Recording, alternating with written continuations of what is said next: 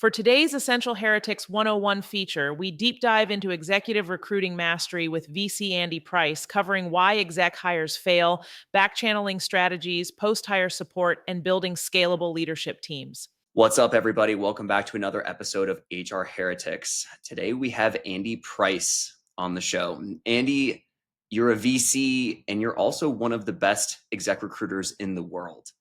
You've worked with huge winners along the way, including Snowflake, Confluent, MuleSoft, and Amplitude, just to name a few of those. We're stoked for this conversation. Welcome to the show, man.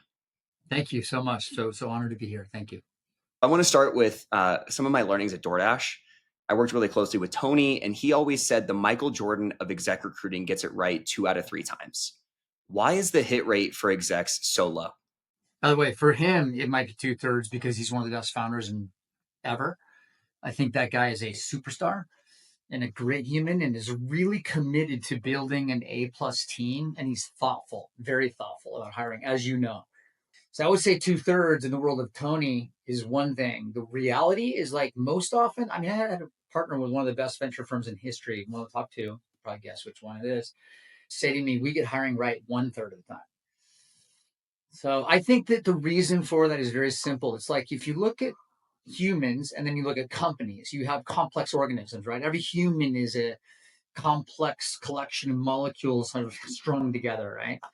And the same thing is true of companies. Although what you do is you look at companies, they're far more complex than any individual human being. So if you thought about this as a parallel to like genomics, for example, right?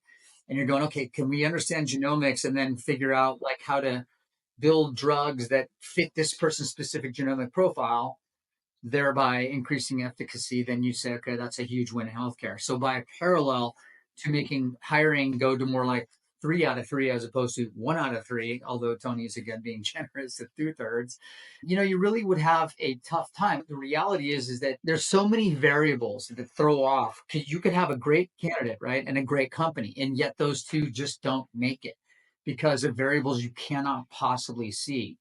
In my mind, the mitigation factors are really understanding who you are as an organization, what you need, and the standard BS, like, oh, we're this culture and this person has to be a culture fit.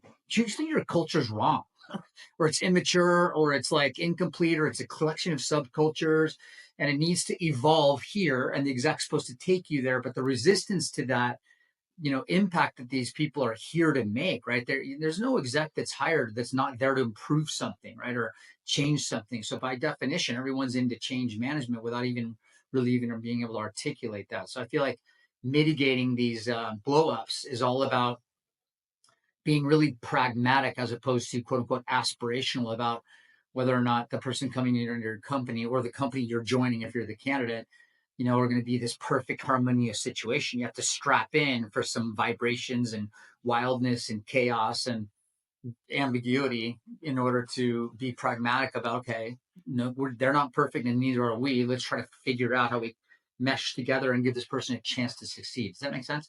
And the fact that the industry is so immature still around organization development, HR, processes, onboarding, stuff like that. Those are all factors in why you have what I call tissue rejection. So I want to know what you do to try and mitigate that. What is the artisanal process to mitigate a bad executive outcome? Good question. I think the best way to mitigate a bad outcome is you actually have to soak with a company. So when we designed our search firm, it was always with the view that if you had more time to dedicate to an existing company, then you would actually understand what's really going on. What happens in most exec searches, founder will get on a call because the VC said, call recruiter X, Y, or Z. And there's some really great ones out there. The great ones that I know that are competitors to our search firm, Artisanal, have the exact same thing in common with Artisanal, which is like, okay, let's do not just one flyby meeting. Okay, I need this. Okay, great. We'll go find that person for us. Send us a contract. We'll go find some people for you. That's like a simplistic way of going. And it's a reckless approach. The better thing to do is go, okay, what are you doing? Tell me everything's wrong with you. Tell me all your warts, all your problems, all the things that are not working. Don't tell me how awesome your company is. Tell me where it's going to go wrong. So the more we understand that, the more we can say, okay, well, the candidate's smart.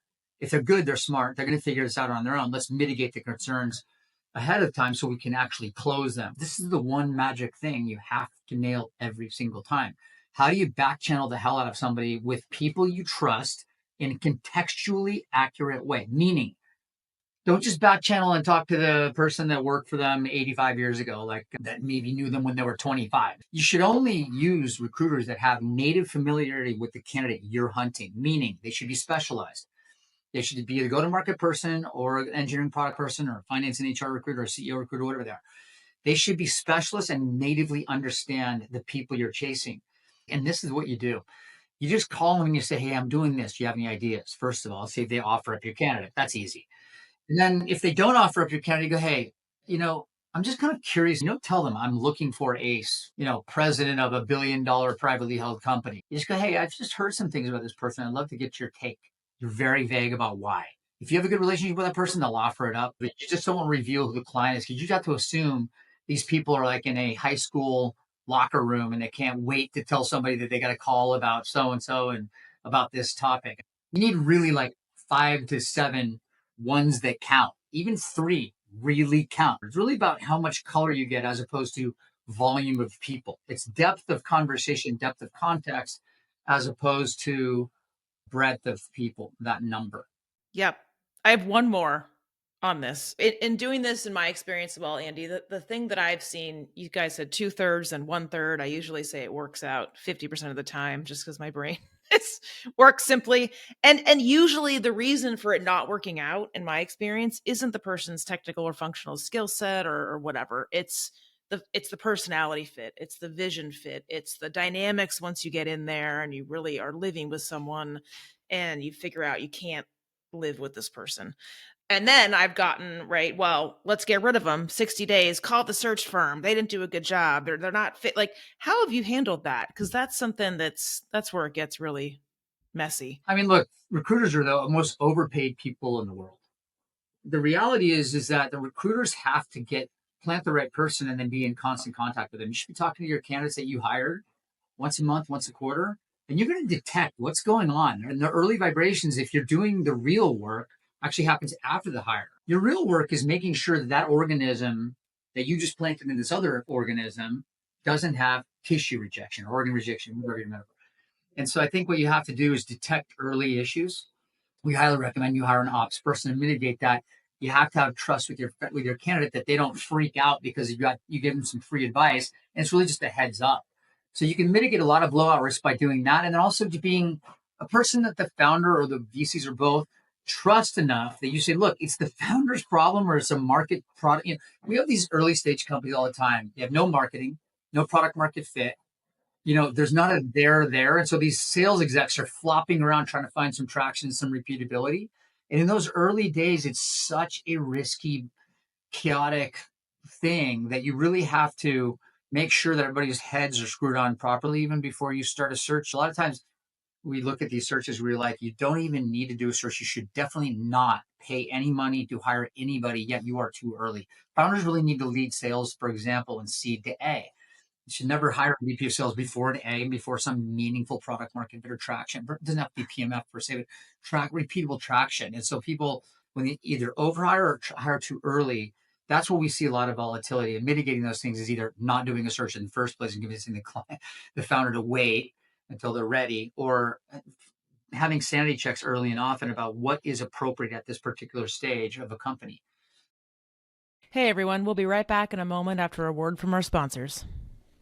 Your workforce is your organization's greatest strength and often its largest single expense. But without the right tools, understanding where your workforce spend is going or how it impacts your bottom line can be a challenge. That's where Planful comes in. With Planful, HR and finance teams get the clarity they need to make smarter workforce decisions, gain real-time visibility into workforce fluctuations, forecast with confidence, and adjust talent acquisition plans collaboratively based on costs today and into the future. No more guesswork, just data-driven insights to help you plan with accuracy. And the best part, Planful is fast and easy to implement, so you can be up and running in weeks, not months, with minimal IT support. Plus, as your company grows, Planful grows with you, providing endless runway for strategic workforce planning at any scale. Ready to take your workforce planning to the next level? Join over 1,500 organizations already using Planful. Visit planful.com/heretics to learn more.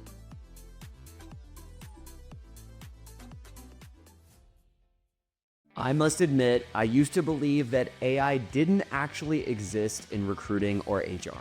That is until my friend Heather Doche, who leads talent at Signalfire, told me to check out Metaview.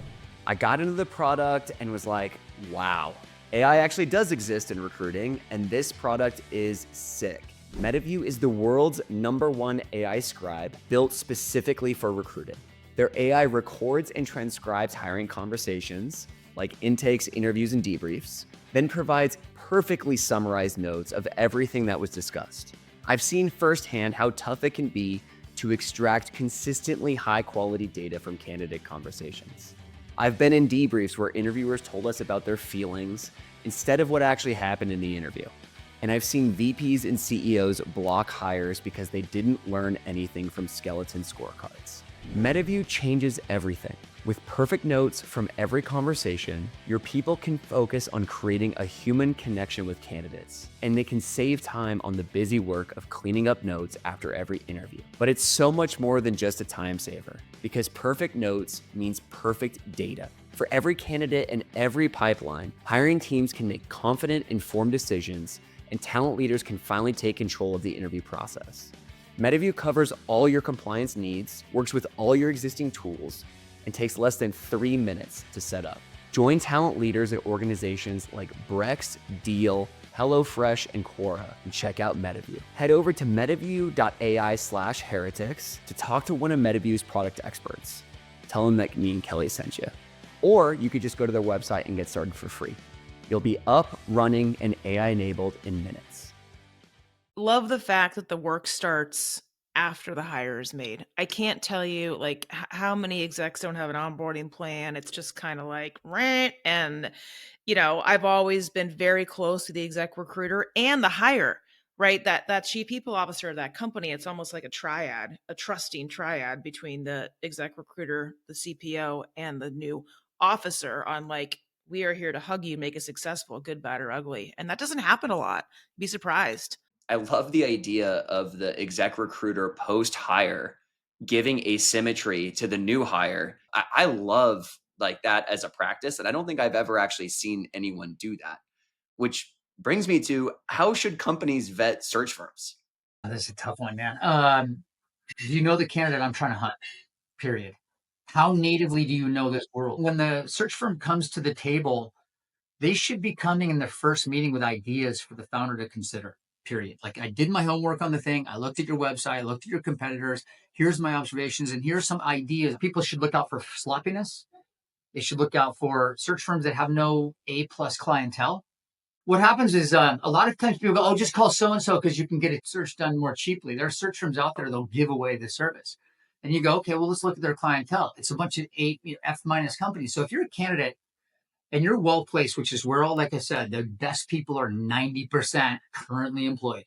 And that's the bane of the recruiter's existence. You're carving people out of situations. They don't need to take your call. You got to give them a good reason. A good reason is having an A+ clientele and really saying, this is what we stand for. We don't take companies that are turnaround, shrinking, this, that.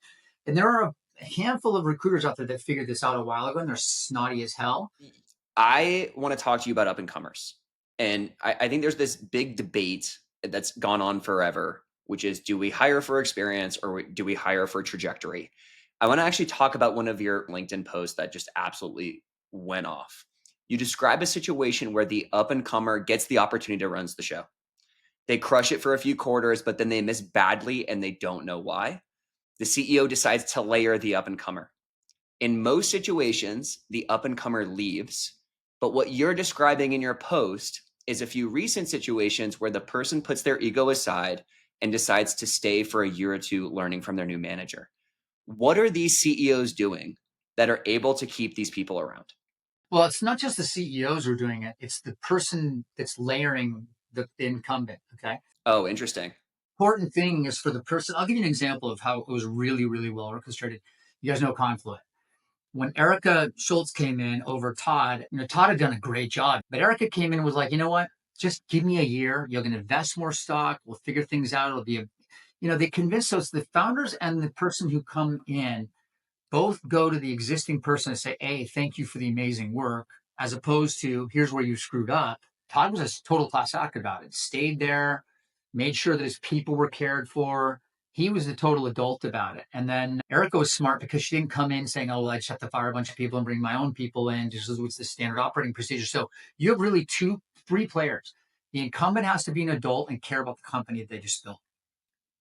Two, the person coming in has to be classy, humble, listen, treat them like a partner. Three, the founder has to support this architecture and this ethos, right? This approach to make sure it lands. And you shouldn't be talking to candidates that are going to top somebody unless you're saying to them, how are you going to engage the existing team? So I just believe in continuity and seamless transitions. It was about orchestrating kind of the new person weaving in from the last person, and whatever function is, whether it's CEO or head of engineering or head of sales, these are high risk situations. And when people treat these situations in a cavalier way, and then they wonder why they blew up, it's because it was treated in a sloppy, cavalier way. I mean, like that, this is not rocket science.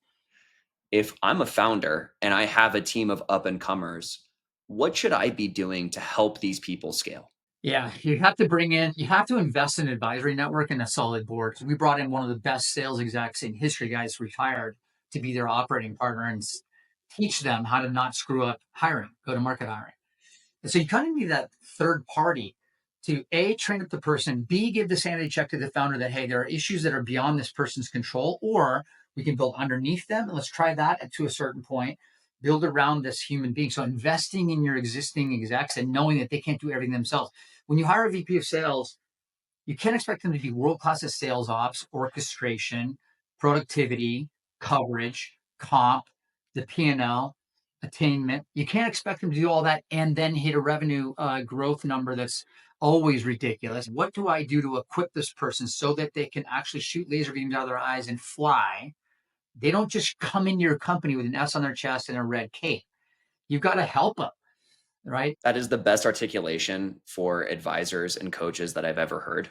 All right, last topic I want to hit is executive career management.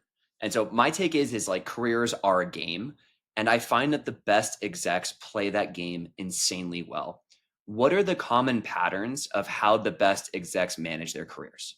Best execs are somewhat selectively listening. They're never out looking. Because why? Because they chose a good company in the first place. And then the question is that good company starting to flame out or getting acquired or taken private or whatever? What's their motivation for moving on? Or they're going to say, hey, I have this person I brought in to cultivate it. Now it's time for me to go off and do another one because I'm kind of bored and this is a little programmatic for me and I want to grow something again. So when you think about the motivations of people, that's one thing. But in terms of them, managing their own careers, the smart ones watch the industry in their spare time. They don't do it during their work hours. They're heads down operating, but then they take their spare time and they're like, interesting. This generative AI thing might turn into something. Maybe I should watch OpenAI and Anthropic, or maybe I should watch this company, that company, or should I think about workflow, or should I think about the tuning companies, or should I think about Cerebras doing this ridiculously screaming fast chip that they built? How should I look at this space? Because I think I want to participate in it. So they start studying the category and building a little thesis in their own minds about companies they'd be open to. And then they hang around the right people. There are 3 or 4 go-to-market recruiters that get all the A plus late stage things, and there are a bunch of them that do the middle stage stuff, a bunch of them do early stage. Knowing who to listen to and build trust with it, and then telling those people, don't ever call me about companies like this. It'll harm our relationship.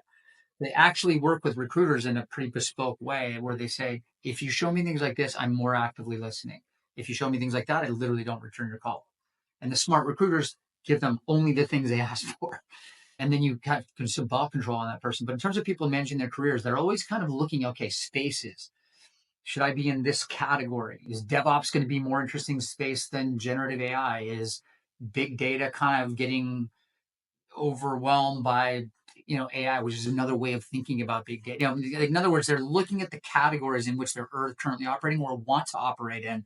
If you're at Varonis, for example, and you're doing data security posture management, you might be like, Sire and these other guys are kind of coming up the curve really fast. And so what do I do about that?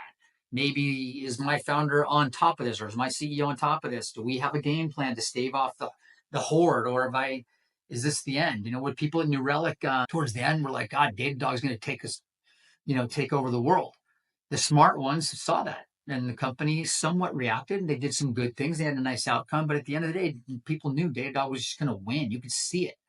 And so I think that the smart people are really aware of their own situation and the futility sometimes of the situation that they're in early and often. And either they do something to fix it or they, okay, I'm on the wrong horse and then I'm going to move to this horse. But they have a point of view on the kinds of things they're open to and why. My last question, Andy, is about exec tenure.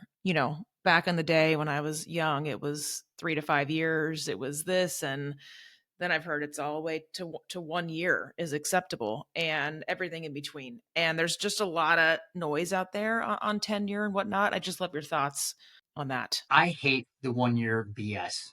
It's like you can have one or two of those in your career. You have three or four. It tells you everything about somebody. And then somebody was like, "Oh, it has to do with the psycho founder." It's like, no, it does not. If you are smart and you're judicious, you know how to vet a human being. Otherwise, why does anybody give you the right to hire anybody? If you're not a judge of character, you shouldn't have the right to be a manager or a VP or a C-level, whatever. Totally. So you should be able to look in the eyes of the founder, ask them questions, test them. One other thing I'll quickly say is people don't ask each other hard questions early on enough and gauge how the other person can handle a hard question. That's really important. And so I think tenure has to do with people being flaky and being like, oh, okay, well, I'm going to go make this money there or make this money there. And they're like little squirrels running around the forest, blindly trying to grab the acorns, stuff them in the tree for the harsh winter. And they're scrambling around, but there's no game plan there, right? Like they're not the alpha of the forest for a reason. They're lower on the food chain. So when you think about the people that really kick ass, you look at their career trajectories, they may go through 4 or 5 major runs, 3, 4, 5, 6 years apiece. 20 years, too long. 5 years, yay. 1 year, like I said, things go crazy. A company can get acquired. They can run out of money. There's all this volatility in the industry. 100%. Give people some passes for these couple of these things here and there. But if you have a succession of 1 year things, it's like, I don't want to see your bio, have some better judgment and come back to me. I always tell people when they hit me in LinkedIn, I'm like, I'm sorry, but your bio is like a dog's breakfast. You've done nothing. You need to go do something with someone else, then come back to us in 3 years when you've gone and killed it somewhere and proven you can stay somewhere and make a contribution. In a year, you can barely find your way to the office in the first year. I mean, come on. Totally. Well, I was expecting a strong response here, and I got it. So thank you. We didn't even. I'm serious. Like the people we all aspire to and we all admire. Most people I know in the industry do admire people with grit, determination that did hard things very well. And you can only do hard things very well over an arc of time. It's not a 1 year. You can't do any meaningful impact in a year. I just really believe that. I don't really care if people agree with me or not. Okay. Resilience is definitely coming back in style. And I think that's actually been one of the nice things from this macro environment is like those people that are persisting are going to have great stories to tell, just like you. Absolutely. People like millennials and these Gen Zers, man, people always hate on these kids. One of the things they will say is that they really value authenticity. Authenticity is like the number one buzzword for them. And it's getting old for some people. I'm like, it's not getting old to me at all. Authenticity is like, if that's your core belief that authenticity is like number one factor, then you have more real conversations with people and you can actually work your way through things. You're not pretending. There's no BS in sight. If you have that true north. So I actually think that the industry has been driven that way largely by the obsession with authenticity from the millennials, which they pass down to these Gen Zers. The best Gen Z people think about that first, and they know they have to live it too. Yep. Andy, you're a legend. Thank you so much for the time today. Thanks so much, Andy. Guys, thanks so much for having me. Appreciate it. HR Heretics is a podcast from Turpentine, the network behind Econ 102, Moment of Zen, and Turpentine VC. Subscribe, 5 stars, share it on Apple, YouTube, Spotify, anywhere you get your podcasts, all the things.